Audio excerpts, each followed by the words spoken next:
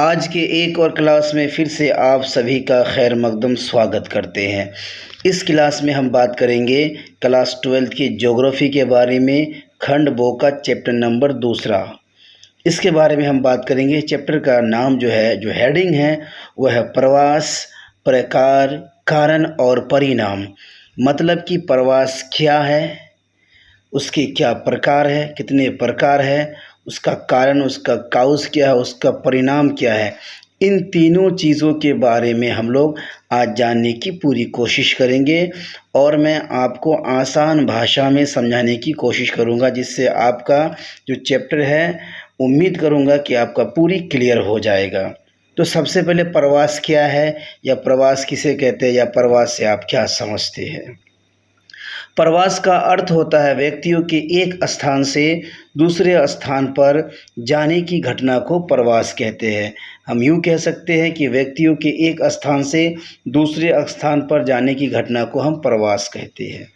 और प्रवास के अगर प्रकार की अगर हम बात करें, ये इनके 3 प्रकार होते हैं। एक प्रवास होगा आपका अस्थाई प्रवास, जो हमेशा के लिए प्रवास करता है, और एक होता है अस्थाई प्रवास, जो हमेशा के लिए प्रवास नहीं होता है, और एक होता है मौसमी प्रवास। मौसमी प्रवास के बारे में आज हमने क्लास में डिस्कशन किया कि कोई ऐसे इलाके हैं जहाँ हद से अधिक ठंडी पड़ती है, तो वो लोग होता है उस समय कि ऐसे इलाके में आता है जहाँ पे थोड़ा सा ठंडी कम हो, या ऐसे लोग जिस इलाके में गर्मी बहुत ज़्यादा होती है और वो गर्मी के दिनों में ठंडी इलाकों में आता है, तो इसको, ऐसे प्रवास को हम लोग मौसमी प्रवास कहते हैं।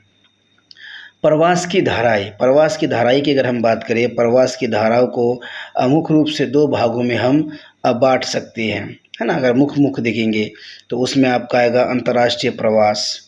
अच्छा, अंतर्राष्ट्रीय प्रवास क्या है?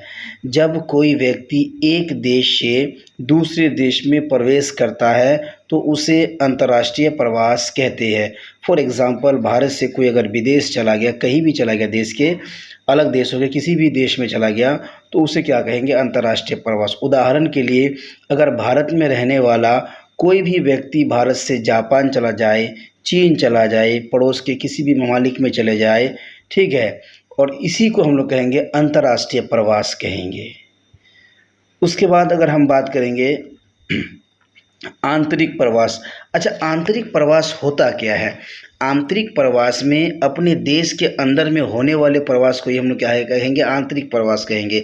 जब एक व्यक्ति द्वारा किसी देश के अंदर एक क्षेत्र से दूसरे क्षेत्र में प्रवास करते हैं, इसे आंतरिक प्रवास कहते हैं। उदाहरण के लिए हम समझते हैं कि भारत में रहने वाला कोई व्यक्ति यदि भारत के क्षेत्र से किसी दूसरे क्षेत्र में, फॉर एग्जांपल्स कोई बिहारी है, बिहार के आदमी बंगाल चला गया, या बिहार का कोई व्यक्ति यूपी चला गया, दिल्ली चला गया, देश के किसी हिस्से में चला गया, तो उसको हम कहेंगे आंतरिक प्रवास कहेंगे। क्या कहेंगे? आंतरिक प्रवास कहेंगे। अगर हम इसको डिफाइन करेंगे, इसको अलग अलग कैटेगरीज में बांटेंगे, तो भारत में आंतरिक प्रवास की मुख्य 4 धाराएं को हम पहचान सकते हैं। सबसे पहला आपका हो जाएगा, अगर पहला या किसी एक को भी हम मान लेते हैं, फर्स्ट में नगर से नगर हो गया, है ना, नगर से गांव हो गया, गांव से नगर हो गया, गांव से गांव हो गया। मैंने आज के क्लास में भी ये समझाया, गांव से गांव को क्या कहेंगे, गांव से नगर को क्या कहेंगे, नगर से गांव को क्या कहेंगे, और नगर से नगर को, जो नगर से नगर में ही प्रवास करे जाए तो उसे नगर से नगर प्रवास कहते हैं। इन चीज़ों को आज मैंने आपको समझाया। और प्रवास के जो है ना, अब आते हैं कारण में। प्रवास के कारण अगर हम बात करें तो एक है प्रतिवर्ष कारक, एक है अपकर्ष कारक। प्रतिवर्ष कारक को अगर हम लोग समझने की कोशिश करेंगे, प्रतिवर्ष कारक क्या है? वह कारक होते हैं जिनकी वजह से एक व्यक्ति अपने रहने का स्थान छोड़कर किसी दूसरी जगह पर चला जाता है। उदाहरण के लिए, बेरोजगारी, रहन सहन की खराबी दशाएं, राजनीतिक स्थिरता, खराब जलवायु, प्राकृतिक विपदा, महामारी, सामाजिक पिछड़ापन आदि। इन सभी में आपको पता है कि भौगोलिक रीज़न होता है, जो लोग अपने इलाके को छोड़ देते हैं। हो सकता है सामाजिक भी रीज़न होता है ना, सांस्कृतिक रीज़न होता है, राजनीतिक रीज़न होता है, कई सारे ऐसे रीज़न होते हैं, है ना। आर्थिक रीज़न भी होता है जिससे लोग अपने इलाके को छोड़कर कहीं और जाकर के बस जाता है। और अपकर्ष क्या है? अपकर्ष आपका हो गया जिनकी वजह से एक व्यक्ति किसी क्षेत्र में जाने के लिए प्रेरित होता है।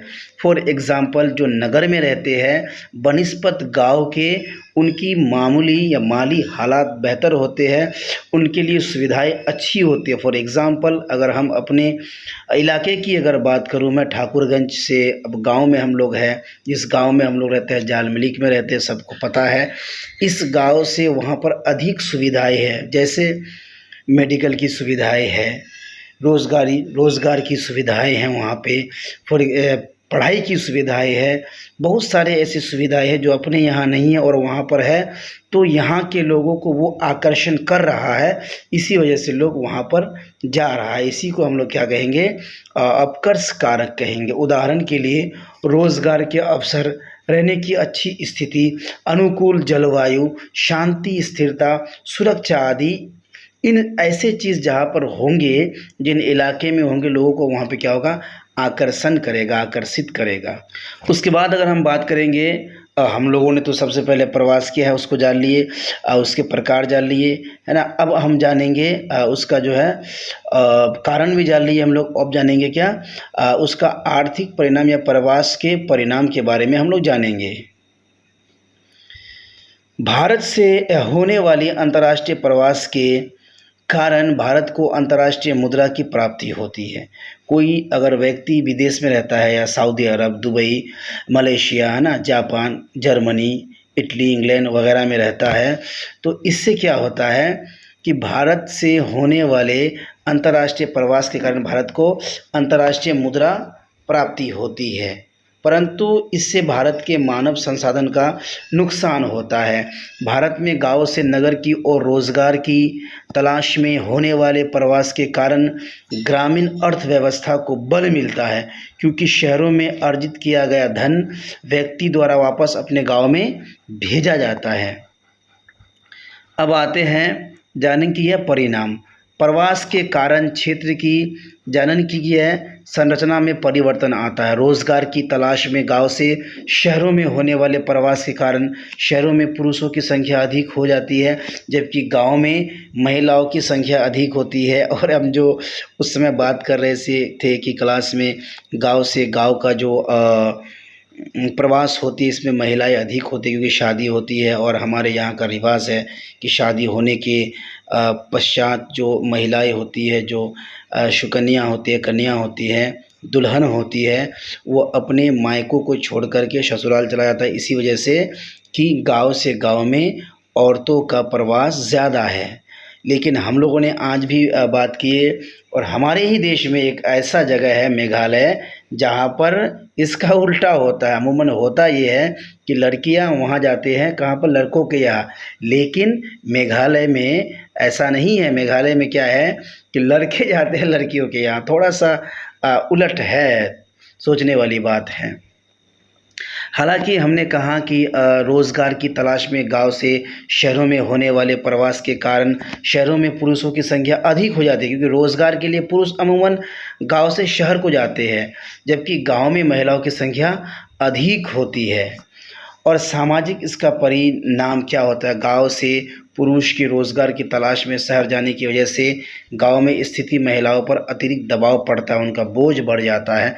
जो काम पहले 2 लोग मिलकर के करते थे, बच्चों की देखरेख करना, काम काज करना, सारी चीज़ें उनके ऊपर जिम्मेदारियां बढ़ जाती है। औरत के ऊपर में, फीमेल के ऊपर में जिम्मेदारियां बढ़ जाती है। पुरुषों की अनुपस्थिति में उन्हें सभी जिम्मेदारियां उठानी पड़ती है और सामाजिक संरचना को नुकसान पहुंचता है। पर्यावरणीय परिणाम में होता क्या है? शहरों की तरफ होने वाले अत्यधिक प्रवास के कारण शहरी संसाधनों पर जनसंख्या का दबाव पड़ता है। इसी वजह से दिल्ली और मुंबई जैसे कई क्षेत्रों में मलिन बस्तियां का उदय होता है, जहां पर सुविधाएं लगभग ना के बराबर है, क्योंकि संख्या वहां पे ज़्यादा हो गया।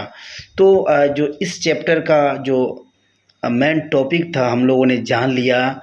क्या था? प्रवास था, प्रवास के प्रकार था, है ना, प्रवास का कारण था और परिणाम। अच्छा, इसमें मैंने एक चीज़ डिफाइन नहीं किया है कि गांव से गांव में, है ना, गांव से गांव में जो लोग एक गांव से दूसरे गांव में होने वाले प्रवास को गांव से गांव प्रवास कहते हैं। गांव से नगर होने वाले प्रवास को गांव से नगर प्रवास कहते हैं। नगर से गांव में होने वाले प्रवास को नगर से गांव प्रवास कहते हैं। नगर से नगर प्रवास होने वाले लोगों को, या लोग जो जाता है, रहता है, बसता है, नगर से नगर प्रवास कहते हैं। तो मैं उम्मीद करता हूँ कि ये आप लोगों को समझ में आ गया होगा और आप लोग इसको नोट कर सकते हैं। कुछ सवाल जवाब होंगे जो मैं शायद ऑफ क्लास में करूँगा, लेकिन इससे पहले आप लोग अपनी मेहनत जारी रखिए। आप लोगों को कहा गया है कि आप लोग ऑब्जेक्टिव्स की तैयारी कीजिए, नोट्स पढ़िए, एनसीईआरटी का जो कॉन्सेप्ट है उसको पढ़े, और जो हम लोग लिखाते हैं हमारे क्लास में, जो आप लोगों को पढ़ाया जाता है, उसकी भी आप लोग अच्छी तरीके से पढ़ेंगे और कंटिन्यूअसली पढ़े। थोड़ा पढ़े लेकिन लगातार पढ़े। ये नहीं कि एक दिन 10 घंटा पढ़ लिए, अगला दिन सोते रहे, ये नहीं। 5 से 6 घंटा 7 घंटा पढ़ना है, कंटिन्यूअसली पढ़ना है। और मैं हर बच्चों को कहता हूँ, मेरे जितने विद्यार्थी हैं मेरे पास पढ़ते हैं और जो नहीं भी पढ़ते हैं, आप लोग जैसे ही मगरिब की अजान होती है वैसे आप लोग अपना हाथ पैर धोइए, जितना खेलना है आप लोग खेल लीजिए। पहले पढ़ने के बाद 4 से 5 खेलिए, तुरंत आप हाथ पैर धो करके कुछ हल्का फुल्का लेना हो, अधिक नहीं खानी है, अधिक खाएंगे तो फिर नींद लगेगी। तो आपको मगरिब में पढ़ने बैठना है, और जितना आप, जब तक आपका सिलेबस कंप्लीट नहीं होती है, आपको कंटिन्यू पढ़ना है। उसके बाद फिर खाना खाइए, थोड़ा सा टहलिए। टहलने का मतलब है कि खाना खाने के बाद थोड़ा टहलना चाहिए। कोशिश करें कि खाना तो जल्दी खा लें, फिर अब सो जाएं ताकि सुबह जल्दी जाग पाए। ठीक है, फिर मिलते हैं एक नेक्स्ट क्लास में।